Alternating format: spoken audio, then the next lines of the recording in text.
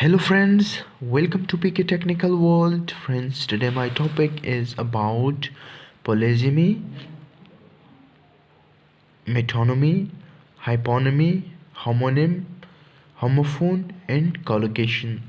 दोस्तों आज के इस वीडियो में मैं आप लोगों को इन टॉपिक्स में के बारे में बताऊंगा। तो चलो दोस्तों शुरू करते हैं आज की ये वीडियो। सबसे पहले आते हैं पोलिज्मी की तरफ। When one word is used in different senses. दोस्तों जब एक वर्ड डिफरेंट सेंसेस में यूज़ होता है तो उसको पोलिज्मी कहते हैं। ठीक है, एक वर्ड डिफरेंट सेंसेस में यूज़ होता है, ठीक है, उसको पोलिज्मी कहते हैं। फॉर एग्जांपल हेड, तो इस हेड को हम अब डिफरेंट सेंसेस में यूज़ करेंगे। For example head of the department. दोस्तों जैसा कि यूनिवर्सिटी में डिफरेंट डिपार्टमेंट्स होते हैं, इंग्लिश का होता है, उर्दू का होता है, इसके अलावा केमिस्ट्री का, बायोलॉजी का, जितने भी डिपार्टमेंट्स होते हैं उनका एक एचओडी होता है, ठीक है, हेड ऑफ द डिपार्टमेंट। तो ये हम इस सेंस में भी यूज़ करते हैं। हेड ऑफ समथिंग, जिस तरह के नॉन लिविंग थिंग्स के हेड होते हैं, तो इस सेंस में भी हम इसको यूज़ करते हैं। हेड ऑफ एनिमल, तो दोस्तों जैसा कि जानवरों के भी सर होते हैं और इंसानों के भी सर होते हैं, तो इस सेंस में भी हम पोलिज्मी को यूज़ कर सकते हैं। तो दोस्तों ये था पोलिज्मी। उम्मीद है आप लोगों को समझ आ गई होगी। दोस्तों अब आते हैं मेटोनिमी की तरफ। In metonymy name is change for something. दोस्तों मेटोनिमी में हम किसी चीज़ के लिए नेम चेंज करते हैं, ठीक है। तो एग्जांपल से सीख लेते हैं क्राउन, किंग। दोस्तों क्राउन की जगह हम किंग का वर्ड यूज़ कर सकते हैं और किंग की जगह हम क्राउन का वर्ड यूज़ कर सकते हैं, ठीक है। दोनों का मतलब एक ही होता है। अब हम इसको सेंटेंस में यूज़ करते हैं। Crown order to kill him, मतलब तख्त ताज से ऑर्डर जारी हुआ कि उसको किल करें। मतलब प्रेसिडेंट या किंग, तो उसकी तरफ से ऑर्डर जारी हुआ कि उस बंदे को मार दिया जाए, ठीक है। King order to kill him, ठीक है। वहाँ पर हमने लिखा था कि क्राउन ऑर्डर, यहाँ पर लिखा किंग ऑर्डर। तो दोस्तों किंग के लिए हमने क्राउन का वर्ड यहाँ पर यूज़ कर दिया है। दोस्तों दूसरे एग्जाम्पल से से सीख लेते हैं। The White House declared that we are at war with Mars. दोस्तों वाइट हाउस ने डिक्लेयर किया कि हम मार्स के साथ वार में मशरूफ़ है, ठीक है, हम एक जंग में मसरूफ़ है, ठीक है। यहाँ पर हम इस वाइट हाउस हमने किसके लिए यूज़ किया? Here White House is metonymy for the president, ठीक है।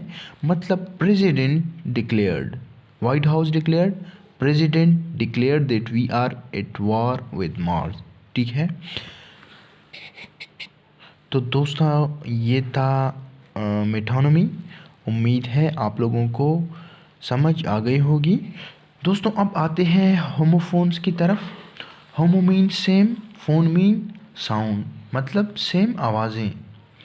व्हेन टू और मोर डिफरेंट वर्ड्स, फॉर्म्स और वर्ड्स, जब दो या दो से ज़्यादा अल्फाज, डिफरेंट मुख्तलिफ अल्फाज, ठीक है, हैविंग सेम प्रोनाउंसिएशन, जिनका प्रोनाउंसिएशन सेम हो, इस कॉल्ड होमोफोन, उनको होमोफोन्स कहते हैं। जब दो या दो से ज़्यादा डिफरेंट वर्ड्स जिसका मीनिंग चेंज हो लेकिन प्रोनाउंसिएशन सेम हो तो उसको होमोफोन कहते हैं। फॉर एग्जांपल मीट, मीट की मानी गोश्त और मीट की मानी मिलना, ठीक है। राइट मानी सही और राइट लिखना, ठीक है। यहाँ पर है टू, ठीक है, दो, और ये एक जगह से दूसरे के लिए हम यूज़ करते हैं टू ज़्यादा, ठीक है। मतलब दोनों का मीनिंग अलग अलग है लेकिन प्रोनाउंसिएशन इनका सेम है। तो दोस्तों ये है होमोफोन्स। उम्मीद है आप लोगों को समझ आ गई होगी। दोस्तों अब आते हैं होमोनिम्स की तरफ। Homonym same written and spoken form. दोस्तों वो अल्फाज जिसको हम लिखते भी सेम हैं और प्रोनाउंस भी सेम करते हैं, ठीक है, but different meaning is called homonyms. लेकिन उनकी मीनिंग्स डिफरेंट हो तो उनको क्या कहते हैं? होमोफोन्स कहते हैं। Same written and spoken forms mean words, वो अल्फाज जिनको हम लिखते और प्रोनाउंस करते सेम हो, ठीक है, लिखते भी सेम हो और प्रोनाउंस भी सेम करते हो, बट डिफरेंट इन मीनिंग, लेकिन उनका मीनिंग डिफरेंट हो, इस कॉल्ड होमोनिम्स, उसको होमोनिम कहते हैं। दोस्तों एग्जाम्पल में सीख लेते हैं कि किस तरह से हम अल्फाज को सेम लिखते हैं और प्रोनाउंस भी सेम करते हैं, लेकिन उनकी मीनिंग डिफरेंट होते हैं। दोस्तों यहाँ पर एग्जाम्पल में मैंने लिखा है बैंक, ठीक है। दोस्तों यहाँ पर बैंक का मतलब है फाइनेंशियल इंस्टीट्यूशन, ठीक है, बैंक BANK, ठीक है, स्ट्रक्चर सेम है। यहाँ पर भी है बैंक BANK बैंक। तो दोस्तों दोनों का प्रोनाउंसिएशन भी सेम है और रिटन फॉर्म भी सेम है, ठीक है। लेकिन यहाँ पर रिवर मैंने यूं ही आप लोगों को समझाने के लिए लिखा है, लेकिन ये रिवर लिखा नहीं जाता। फॉर एग्ज़ाम्पल आप दरिया के किनारे जा रहे हो तो कोई आपको कॉल करे कि वेयर आर यू, तो आप उसको जवाब में दें कि जवाब में कहेंगे कि I am going to the bank, ठीक है। अगर आपके गांव के करीब एक रिवर बैंक है तो आप उसको कहोगे कि I am going to the bank, तो वो समझ जाएगा कि आप नदी के किनारे या दरिया के किनारे जा रहे हो, ठीक है। बैंक फाइनेंशियल इंस्टीट्यूशन जिसमें हम पैसे रखते हैं, बैंक जो कि नदी दरिया का जो किनारा होता है उसको रिवर बैंक कहते हैं। रिवर के इस वर्ड के अलावा भी ये बैंक ठीक है। तो बेट, ठीक है, ये बेट जो है ये हम शर्त के लिए यूज़ करते हैं, ठीक है, ये हम शर्त के लिए यूज़ करते हैं। ये बेट हम चमगादड़ के लिए यूज़ कर रहे हैं, ठीक है। तो दोस्तों मीनिंग डिफरेंट है, बट हमने लिखने का जो फॉर्म है, लिखाई का जो तरीका है वो भी सेम है और मीनिंग डिफरेंट है और इसका जो प्रोनाउंसिएशन है वो भी सेम है, बैट, शर्त और चमगादड़, ठीक है। तो दोस्तों ये है होमोनिम्स। उम्मीद है आप लोगों को समझ आ गई होगी। दोस्तों अब आते हैं कॉलोकेशन की तरफ।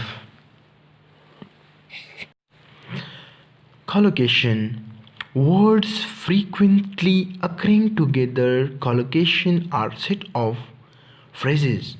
दोस्तों वो अल्फाज जो हर वक्त एक दूसरे के साथ बार बार आते हो, ठीक है, हर जगह पर जो अल्फाज एक साथ आते हो, ठीक है, वो फ्रेजेस, ये फ्रेजेस फॉर्म में होते हैं, ठीक है।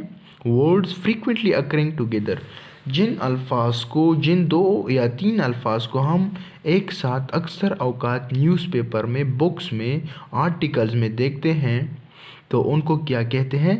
उनको कॉलोकेशन कहते हैं। Collocation are set of phrases, ठीक है, ये फ्रेजेस का एक सेट होता है। एग्जाम्पल से सीख लेते हैं, ब्रेड एंड बटर। दोस्तों आप लोग अक्सर औकात इन 2 अल्फाज को आपस में देखेंगे, ठीक है, bread and butter, black and white, ठीक है। तो जो ब्लैक एंड वाइट है अक्सर औकात हम ये वर्ड यूज़ करते हैं, ये एक साथ आते हैं, ठीक है। हमने कभी भी नहीं देखा है कि black and blue, black and red, ठीक है, लेकिन ब्लैक एंड वाइट ये हम अक्सर यूज़ करते हैं। थ्रेड एंड नीडल, ठीक है। तो दोस्तों इस तरह के जितने भी फ्रेजेस हैं उनको कॉलोकेशन कहते हैं, जो फ्रीक्वेंटली अक्सर औकात आपस में आते हैं, ठीक है, ये कलेक्शन ऑफ फ्रेजेस होते हैं। तो दोस्तों ये थी आज की वीडियो। उम्मीद है आप लोगों को समझ आ गई होगी। दोस्तों अगर आप लोगों को इन टॉपिक्स में किसी भी टॉपिक में मसला हो तो बराए मेहरबानी आप लोग कमेंट बॉक्स में मेंशन करें। अगर ना हो तो आप लोग मुझसे व्हाट्सएप पर भी रब्ता कर सकते हैं। दोस्तों आखिर में आप लोगों से एक रिक्वेस्ट है कि आप लोग इस चैनल को सब्सक्राइब करें ताकि आप लोगों को आने वाली तमाम वीडियोस वक्त पर मिलती रहें। Thank you very much.